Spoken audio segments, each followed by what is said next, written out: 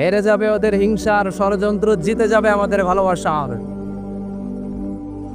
আমাদের ভালোবাসাকে হারায় দেওয়ার মতো শক্তি পৃথিবীর কারণে চিল্লায় বলো ঠিক কিনা? সব যুবক, বেশিরভাগ যুবক,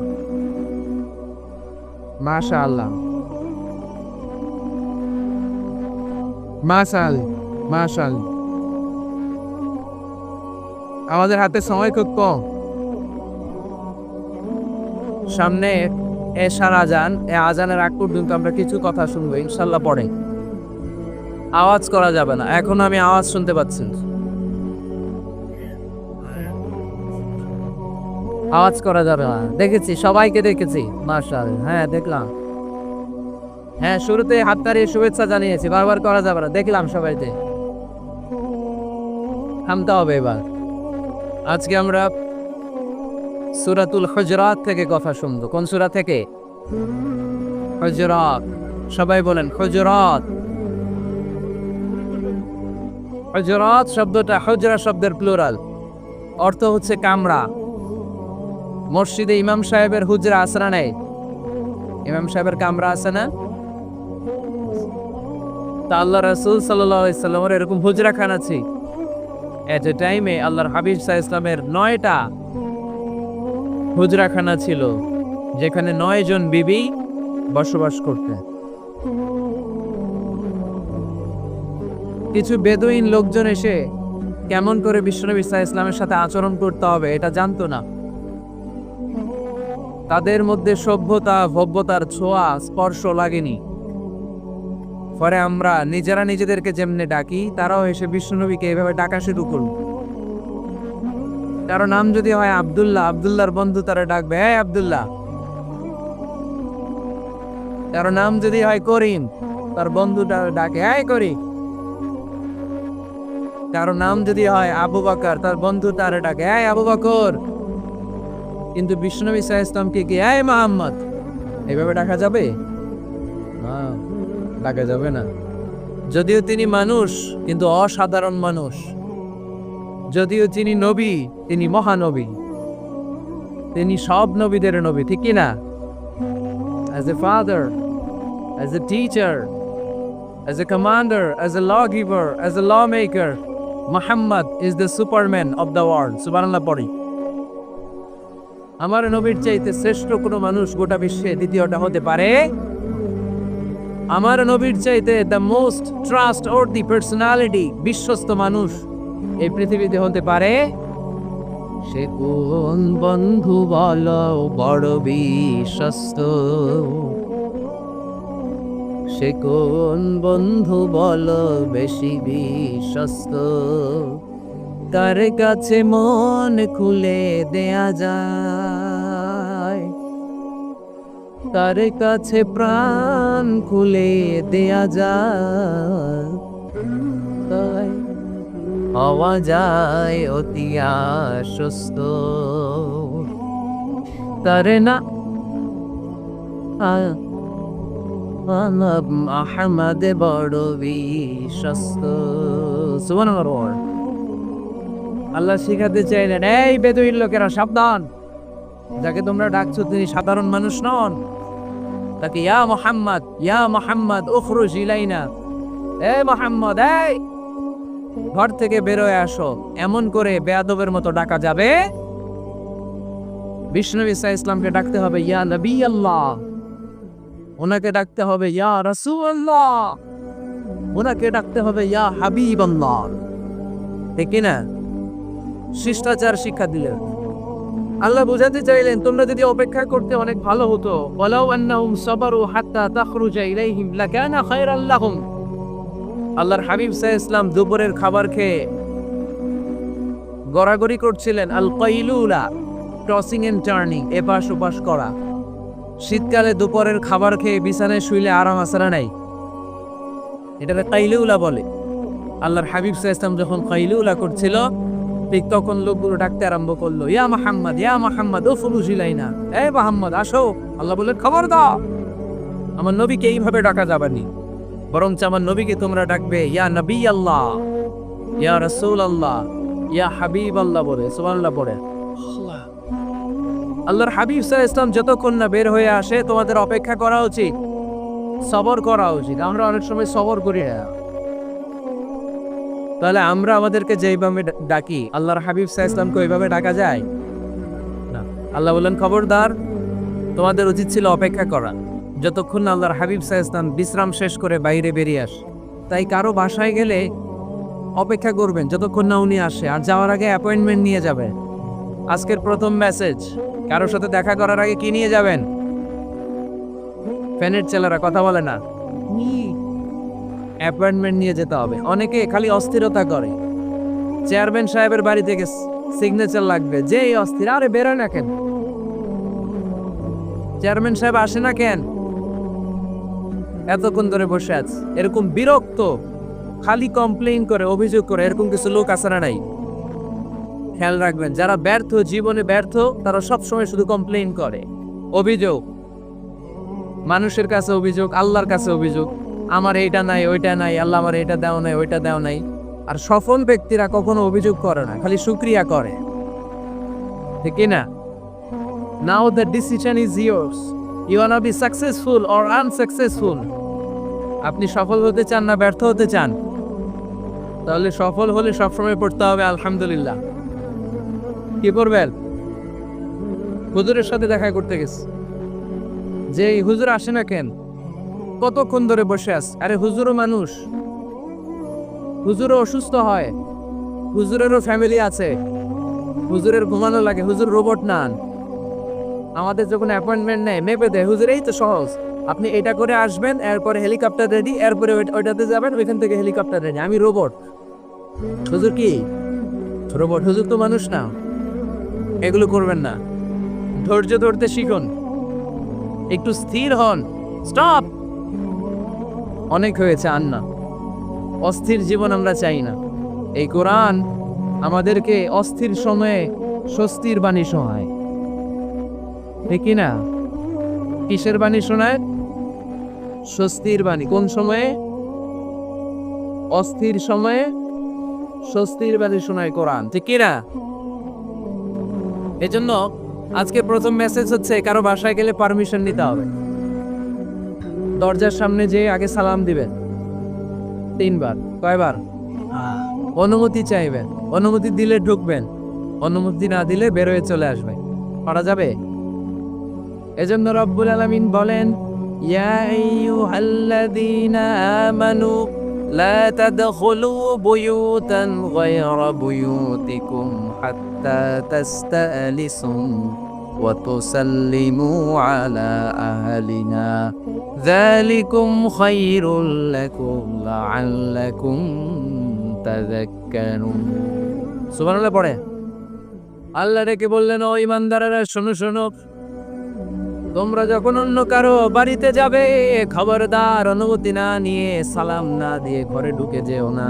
দরজার সামনে দাঁড়িয়ে থাকো, দরজার সামনে দাঁড়িয়ে দাঁড়িয়ে 3 বার অনুমতি চাও, তারপরে সালাম দাও। অনুমতি দিলে ঢুকবা, নচের চলে যাবা, ঠিক না? এই আইনটা কার? ফেনীবাসী কি আইনটা মনে রাখতে পারবে? কারো বাসায় যাওয়ার আগে অ্যাপয়েন্টমেন্ট নিয়ে যাবে, আর যে হুট করে দরজার ভিতরে ঢুকে যাব না, অপেক্ষা করব। You have to wait. তিনি আসতে বললে এরপরে ঢুকবো, মনে থাকবে? কারো ধরে অনুমতি না নিয়ে ঢুকা কবিরা গুনাহ। কি গুনাহ? আমরা এগুলোর ইসলাম মনে করি না, আমরা ম্যানার জানি না, আমরা সোশ্যাল নর্মস জানি না। আমরা মনে করি নামাজ, রোজা, হজ, যাকাত, জিকির এগুলাই ইসলাম, ঠিক না? ধরাবাঁধা ইসলাম হিন্দু ধর্মের মতো গদবাঁধা কোনো ধর্ম নয়। আমাদের মসজিদ এটা গির্জা, প্যাগোডা, সিনাগগ আর গুরুদ্বারার মতো যে কোনো ইবাদতগাহ নয়। আমাদের মসজিদগুলো আমাদের সামাজিক ঐক্যের কেন্দ্রবিন্দু। আমাদের ইসলাম হচ্ছে আমাদের জীবন চালানোর মেথোডলজি। কেমন করে এই লাইফটা সুন্দর হবে, স্মুথ হবে, তার সব নির্দেশনা কোরআনের ভেতরে আছে না নাই? এজন্য বিষ্ণু বললেন, খবরদার কারো ঘরে যাওয়ার আগে সালাম দাও, পাশাপাশি অনুমতি চাও। এক সাহাবী দাঁড়িয়ে বললেন, ইয়া রাসূলুল্লাহ, ইয়া হাবিবাল্লাহ, আমার ঘরে আমরা কেবল দুইজন থাকি, দুইটা ঘর। এক ঘরে থাকে আমার আম্মা, আরেক ঘরে থাকে আমি। আফাস্তাআদিনু আলা উম্মি, আমি কি আমার মায়ের ঘরে ঢোকার আগে অনুমতি নেওয়া লাগবে নাকি? নবী, হ্যাঁ, দুইটা রুম আমার ঘরে, এক রুমে আমি, আরেক রুমে আমার মা। আফাস্তাআদিনু আলা উম্মি, আমার মায়ের ঘরে যাওয়ার আগে অনুমতি নেওয়া লাগবে? আনা খাদিমুহা, আমি তো তার খেদমত করি, মায়ের ঘরে যাইতে অনুমতি লাগবে? বিশ্বনবী বললেন, নাম ইস্তাআযিন আলাইহা, হ্যাঁ অবশ্যই, মায়ের ঘরে ঢোকার আগে অনুমতি নিয়ে ঢুক। সুবহানাল্লাহ পড়বেন না? সাহাবী বললেন, ইয়া রাসূলুল্লাহ, তিনি তো আমার মা, অনুমতি লাগবে কেন? বিশ্বনবী বললেন, তুহিব্বু আন তারাহা উরিয়ানাতান, ও সাহাবী, তুমি কি তোমার মাকে উলঙ্গ দেখতে পছন্দ করো নাকি? সাহাবী বললেন, না, কশিন কালেও নয়, আমি কখনো আমার মারে উলঙ্গ অবস্থায় দেখতে পছন্দ করব না। বিশ্বনবী বললেন, তাহলে অবশ্যই অনুমতি নিয়ে করবা। যদি মারে উলঙ্গ দেখতে মনে না চায় তাহলে ঢুকবা, কারণ ঘরের ভিতরে কে কখন কোন পরিস্থিতিতে থাকে তার কোনো হিসাব আছে।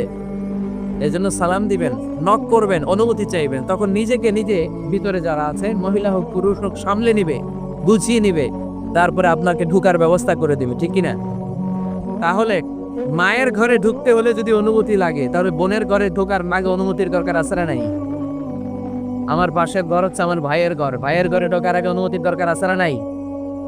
কাজিন, চাচাতো বোন, খালাতো বোন, চাচাতো ভাই, খালাতো ভাই, পাশের ঘরের ভাবি, পাশের বাড়ির মানুষ, এদের ঘরে ঢোকার আগে অনুমতির প্রয়োজন আছে না নাই?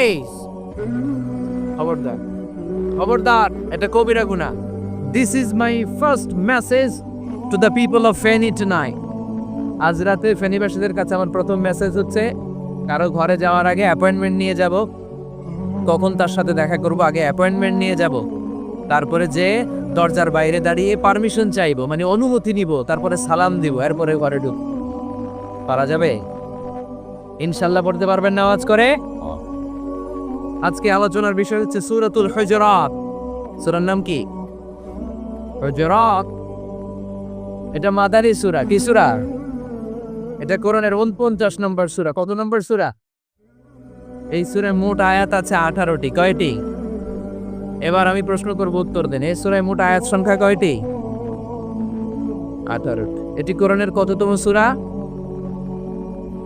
49তম সূরা। আর সূরাটা মাক্কি সূরা। কি সূরা?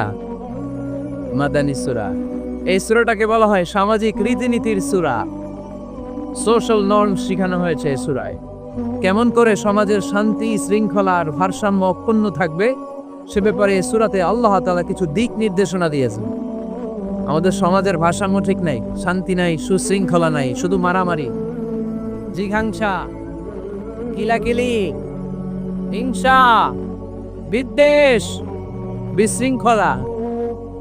এই হিংসা, বিদ্বেষ, বিশৃঙ্খলা, মারামারির বিপরীতে সমাজের সাম্য, ভ্রাতৃত্ব, ভালোবাসা, সুশৃঙ্খলা আর ভারসাম্য কিভাবে অক্ষুণ্ণ রাখা যায়, সেজন্য আল্লাহ তাআলা এই সূরার ভেতরে 10টা গাইডলাইন দিয়েছে। কয়টা? সবাই বলতে হবে, কয়টা? 10টা। প্রথম গাইডলাইন হচ্ছে, আল্লাহ তাআলা বলছেন, খবরদার, যারা বিশ্বাসী বলে নিজেদেরকে দাবি করো, আল্লাহ আল্লাহর রাসূলের নিয়মের বা আইনের উপর দিয়ে টপকে যেও না। আল্লাহ আল্লাহ রাসূল যেটা বলেছে এটাই ফাইনাল, ঠিক কি না? রব্বুল আলামিন বলেন, ইয়া আইয়ুহাল্লাযীনা আমানু লা তুকদ্দিমু বাইনা ইয়াদাইল্লাহি ওয়া রাসূলিহি ওয়াত্তাকুল্লাহ ইন্নাল্লাহা সামিউন আলীম। পড়েন সুবহানাল্লাহ। আল্লাহ বললেন, যারা বিশ্বাসী বলে দাবি করে, খবরদার, আল্লাহর দেয়া বিধান আর আমার নবীর দেয়া বিধান, এই বিধানগুলাই ফাইনাল। এই ফাইনাল কথার পরে মুমিনের কোনো কথা থাকতে পারে? আল্লাহ যেটা বলেছে, আল্লাহ রাসূল যেটা বলেছে সেটাই ফাইনাল। আওয়াজ করে বলতে হবে, সেটা কি? এটা ফাইনাল। এরপর আর নতুন কোনো কথা নাই। যখনই বলা হবে আল্লাহ বলেছে, রাসূল বলেছে, আমরা বলবো আমান্না, সামি'না ওয়া আতা'না, আমরা শুনলাম, মানলাম, বিশ্বাস করলাম, আমাদের পক্ষ থেকে আর দ্বিতীয় কোনো কথা নেই, ঠিক কি না? এজন্য আল্লাহ বললেন, খবরদার, আমি আর আমার রাসূল যেটা দিয়েছি সেটাই ফাইনাল। অতিরিক্ত বুঝতে যেও না, ওভার স্মার্ট সাজতে চেও না, আমি আল্লাহর দেয়া নবীর দেয়া বিধানের সামনে অ্যাডভান্স হতে যেও না, কারণ আমি আল্লাহ আর আমার রাসূল যেই নিয়ম দিয়েছি সেটাই ফাইনাল, সেটাতেই বরকত। কোন মুমিন বান্দাবান্দীদের কাছে যখন আল্লাহ আর আল্লাহর রাসূলের কথা বলা হয় তাদের কাছে এটাই ফাইনাল, ঠিক কি না? ওমা কানা লিমুমিনি ওয়ালা মুমিনাতিন ইযা খাদাল্লাহু ওয়া রাসূলুহু আমরান আইয়াকুনা লাহুমুল খিয়ারাতু মিন আমরিহিম। মুমিন নরনারীর কাছে যখন বলা হবে এটা আল্লাহর কথা, আল্লাহর রাসূলের কথা, এটাই ফাইনাল। এরপরে মুমিনের আর নতুন কোনো চয়েস থাকতে পারে? আল্লাহ বলেছে 5 ওয়াক্ত সালাত জামাতের সাথে আদায় করো, এটাই ফাইনাল, ঠিক কি না? আল্লাহ বলেছেন চুরি করলে চোরের হাত কেটে দাও। বিশ্বনবী জীবদ্দশায় চোরের হাত কেটে দেখিয়ে দিয়েছেন, চুরি করলে হাত কেটে দাও, এটাই ফাইনাল, ঠিক কি না? আল্লাহ নিয়ম জারি করেছেন, ও নারীরা পর্দা করে ঘর থেকে বের হয়, এর উপরে কোনো কথা নাই, জোরে বলেন ঠিক কি না? আল্লাহ আইন করে দিয়েছেন রমাদানের 29 দিন কিংবা 30 দিন রোজা রাখবা, এটাই ফাইনাল, এরপরে কোনো কথা নাই, জোরে বলেন ঠিক কি না? যারা সম্পদশালী হয়েছ বছরান্তে 2.5% যাকাত দিবা, বিধান টাকা, এটাই ফাইনাল, এরপরে কোনো কথা আছে? তার মানে আল্লাহ আল্লাহ রাসূল যেটা দিয়েছে এটাই ফাইনাল, এটাই সর্বোৎকৃষ্ট, এর চেয়ে উৎকৃষ্ট আর ভালো হতে পারে না, এটাই শ্রেষ্ঠ। এক সাহাবী বলল আসুমুদ্দাহার, আমি সারা বছর রোজা রাখবো, রোজা ভাঙবো না। আরেক সাহাবী বলল আতাজিলুন নিসা, আমি আমার বউয়ের কাছে যাব না, আজীবন বৈরাগ্য জীবন যাপন করব। আরেক সাহাবী বলল উসল্লিল লাইলা কুল্লাহ, সারা রাত তাহাজ্জুদ পড়ব, ঘুমাবো না। এই কথা শুনে বিশ্বনবী রেগে গেলেন। বিশ্বনবী বললেন কে কে বলেছে এই কথার যে সারা বছর রোজা রাখবে, সারা রাত তাহাজ্জুদ পড়বে, স্ত্রীর কাছে যাবে না? ইন্নী আখশাকুম লিল্লাহি ওয়া আতকাকুম লাহু, নিশ্চয় আমি তোমাদের চাইতে আল্লাহকে বেশি ভয় করি। আমি বিশ্বনবী সবচেয়ে বড় মুত্তাকি, আমি বিশ্বনবী সবচেয়ে বড় বুজুর্গ, আমি বিশ্বনবী সবচেয়ে বড় আল্লাহওয়ালা। তো আমি এত বড় আল্লাহওয়ালা হয়ে আমি 11 জন স্ত্রী রেখেছি, আমি এত বড় আল্লাহওয়ালা হয়ে রাতে তাহাজ্জুদও পড়ি, আবার কিছু অংশ ঘুমাই। আমি এত বড় আল্লাহওয়ালা হয়ে বছরে কিছু সময় রোজা রাখি, মাঝে মাঝে রাখি না। তা আমি ব্যালেন্স করে জীবন ধারণের পরে আমার আল্লাহওয়ালাগিরিতে কোনো সমস্যা হয় নাই, আমার নবী হতে সমস্যা হয় নাই। তোমাদের সমস্যা হলো কেন? তোমরা কোত্থেকে এটা শিখেছো? আমি বিশ্বনবী যেটা শিখিয়েছি এটাই ফাইনাল, এর চেয়ে শ্রেষ্ঠ কোনো কাজ আর হতে পারে না। চিল্লায় বলেন ঠিক কি না? ফজরের ফরজ নামাজ কয় রাকাত? আওয়াজ করে বলেন। বিধানটা কার? আপনি যদি বলেন আমি একটু বাড়াইয়ে পড়ব, 3 রাকাত পড়ব, সওয়াব বেশি হবে না? কারণ আপনি অ্যাডভান্স হয়েছিল। লা তুকদ্দিমু বাইনা ইয়াদাই আল্লাহি ওয়া রাসূলিহি, খবরদার আল্লাহ আল্লাহ রাসূলের উপর অ্যাডভান্স হয়ে। রমাদানে রোজা 30টা, আপনি যদি বলেন 35টা রাখবো, ফেনের ভাইয়েরা, রমজানের পরে আরো 5টা যদি একাধারে রাখেন, রমজান মনে করে আল্লাহ কবুল করবে? কবুল করবে। তার মানে আল্লাহ আল্লাহ রাসূল যেটা বলেছে এটাই ফাইনাল, এর চেয়ে বেশি কিছু আর ইবাদত করা যাবে, এর চেয়ে শ্রেষ্ঠ ইবাদত হতে পারে না। বিষ্ণু ইসলাম বললেন সারা রাত তাহাজ্জুদ পড়লে এটা শ্রেষ্ঠ ইবাদত নয়, বরং রাতের কিছু অংশ ঘুমাবা, কিছু অংশ তাহাজ্জুদ পড়বা। আইয়ামুল বীজের রোজা রাখবা, সোম আর বৃহস্পতিবার রোজা রাখবা, আরাফার রোজা রাখবা, আশুরার রোজা রাখবা, শাওয়ালের 6 রোজা রাখবা। এর চেয়েও বেশি রাখতে চাইলে একদিন রোজা রাখবা, আরেকদিন রাখবা না, একদিন রাখবা আরেকদিন রাখবা না। এর চেয়ে ভালো রোজার হতে পারে? হতে পারে? আল্লাহর হাবিব সাল্লাল্লাহু আলাইহি ওয়াসাল্লাম বললেন সেই শ্রেষ্ঠ যে স্ত্রীদের সাথেও মেলামেশা করে আবার ইবাদতও করে। ইসলামের মধ্যে ভারসাম্য আছে না নাই? তাহলে বোঝা গেল আল্লাহর হাবিব সাল্লাল্লাহু আলাইহি ওয়াসাল্লাম আল্লাহর সবচেয়ে কাছে, তিনি সবচেয়ে বড় মুত্তাকি। ফেরিবাসী আওয়াজ করে বলেন তো আমার নবীর চাইতে বড় মুত্তাকি হওয়া যাবে? আমার নবীর চাইতে বড় আল্লাহওয়ালা হওয়া যাবে? নামাজ কেমন করে পড়তে হয় এটা নবী শিখিয়ে গিয়েছেন, এর চেয়ে বেশি কিছু করা যাবে? জিকির কেমন করে করতে হয় এটা বিশ্বনবী শিখিয়ে গিয়েছেন কি জান নাই? বিশ্বনবীর শিখানো পন্থার বাইরে নতুন পন্থায় জিকির করা যাবে? তাহলে আল্লাহ আল্লাহ রাসূল যা শিখিয়েছে এটাই ফাইনাল। আল্লাহ আল্লাহ রাসূলের কথার উপরে আমরা দ্বিতীয় কোনো কথা বলতে চাই না, এটা হচ্ছে 1 নাম্বার গাইডলাইন।